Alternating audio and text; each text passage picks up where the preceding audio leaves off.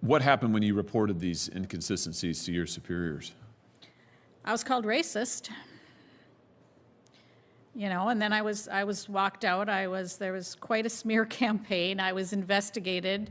I have about 400 pages of investigatory information about me. This hearing went completely nuclear after Josh Hawley accused Minnesota officials of protecting fraudsters while destroying the career of a whistleblower who tried to expose corruption. The witness revealed that after 20 years of public service, she was allegedly smeared, investigated, and demoted after reporting suspicious contracts and massive taxpayer abuses. Then Hawley brought up recordings tied to Keith Ellison. And the entire room got tense fast. By the end, Hawley was openly calling the system corrupt and asking why people connected to the scandal weren't already in prison. Let's get into it. Go next to Senator Hawley.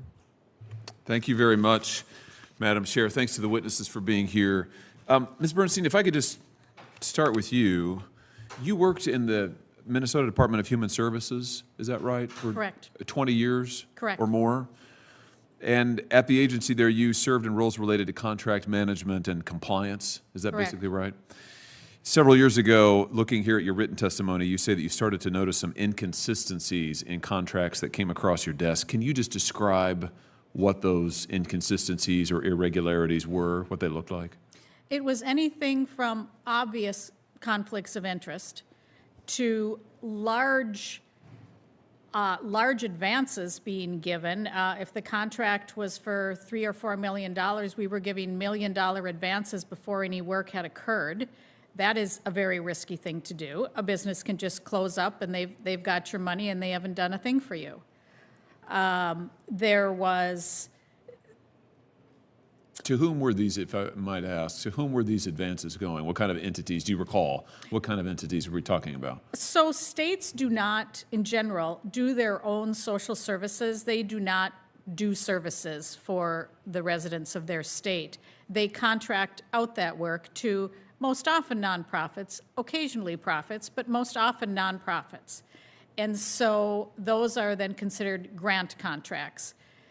And those grant contracts are well regulated in statute, well defined in statute, and we were doing many things that were not compliant with statute. There would be a contract with a dollar amount that had no formula, nothing that I could find that would establish why that dollar amount was. Could you detect a pattern in these inconsistencies?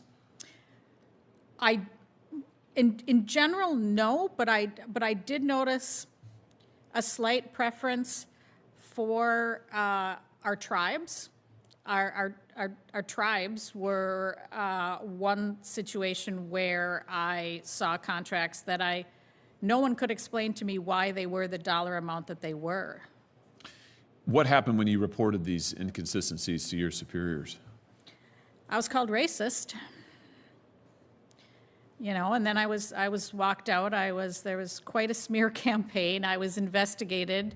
I have about 400 pages of investigatory information about me.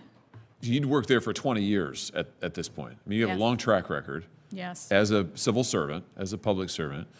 You bring this to the attention of your supervisors, as you are supposed to do, and it sounds to me like you were retaliated against. I mean, is that a fair thing to say? Yes, absolutely. And how did this end? I mean, how long did this go on? What was the result of it?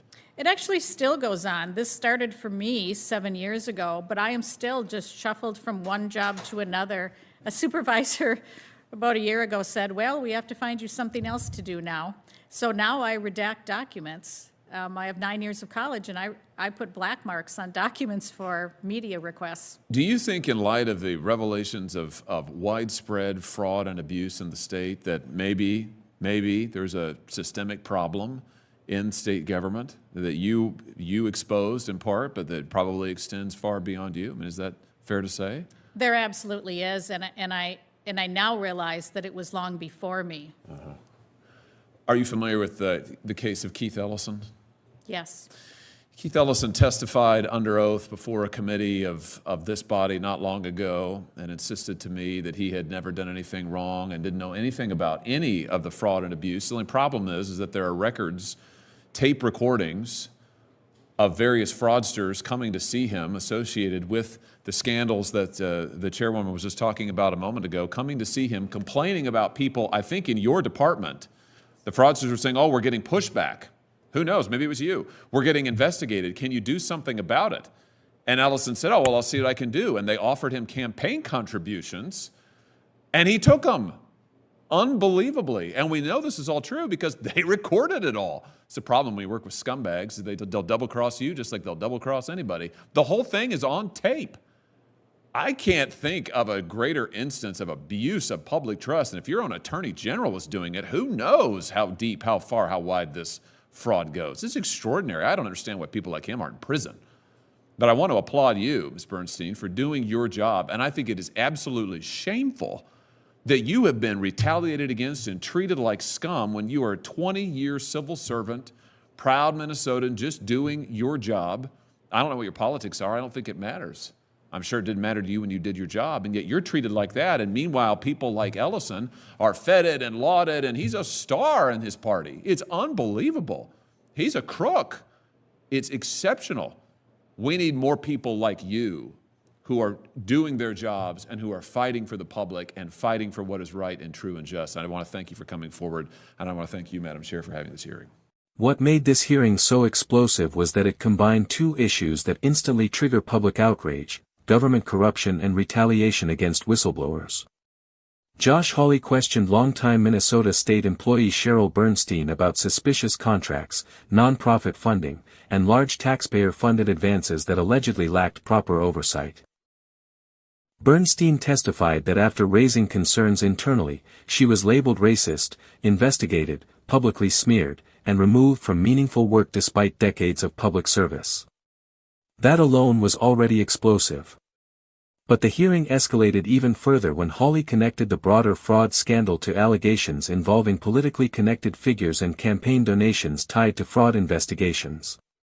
Then Hawley completely unloaded. He accused government officials of protecting insiders while punishing honest employees who tried to expose wrongdoing.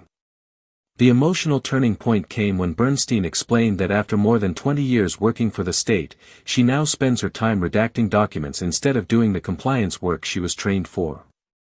That's when Hawley delivered the line that spread everywhere online: people like him are celebrated, while you are treated like scum.